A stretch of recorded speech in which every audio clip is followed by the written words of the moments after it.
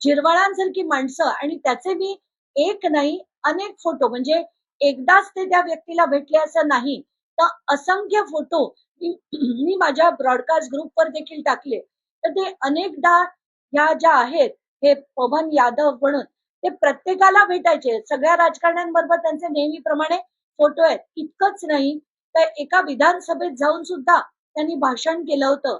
तर हे सगळं बघून ना, राजकारण आपण कुठच्या स्थितीला नेतोय, महाराष्ट्राने खरंच याचा एक गंभीर विचार करावा. आता तिसरं प्रकरण नरहरी झिरवळांचं.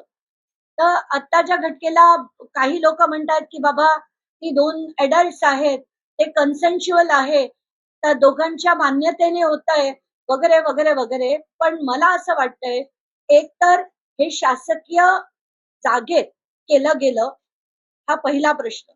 हे कसं झालं, तिथे दारूच्या बाटल्या दिसत आहेत, हे सगळं व्हिडिओ शूटिंग जे केलं गेलंय हे डेफिनेटली त्यांनी ब्लॅकमेलिंग साठी केलं, याच्यात काहीच शंका नाही.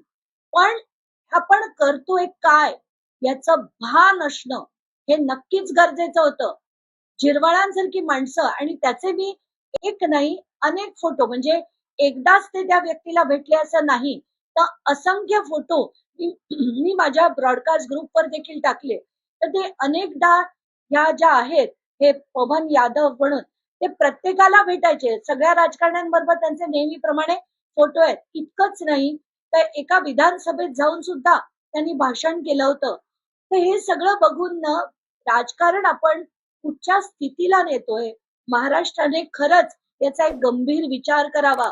आणि सगळ्यांनी खरं तर मुख्यमंत्र्यांना एक पत्र पाठवलं पाहिजे की ही जी घाण चालली आहे ना, ती आता कुठेतरी थांबवा.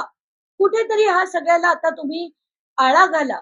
आणि जिरवळांना सुद्धा आता हे सगळं बघून खरंच म्हणजे किळस येते हे बघून की काय करतायत ही माणसं. आणि याच्यात अनेक गोष्टी मला कळल्यात, पण मला त्या माध्यमांसमोर बोलता येणार नाहीयेत. तर काय चाललंय याचा महाराष्ट्राने आता गंभीरपणे विचार करण्याची गरज आहे, असंच मला वाटतं. काय कारवाई केली पाहिजे, स्वीकारून राजीनामा दिला पाहिजे, प्रश्नच नाही. खरं तर हे सगळं एकदा नाही, आता त्यांच्या आधी तर भ्रष्टाचाराचा तो व्हिडिओ समोर आला, त्यानंतर आता त्यांच्या कॅरेक्टरवर आला. असे यांना आपण आपल्या देशाचे विजनरी म्हणू शकतो का? देशाला पुढे नेणारे, त्यांना एक काही विजन असलेले नेते आपण म्हणू शकतो का? आणि अशा नेत्यांना त्यांच्या पक्षात ठेवणं हे पक्षाला लाजिरवाणं नाही का वाटत?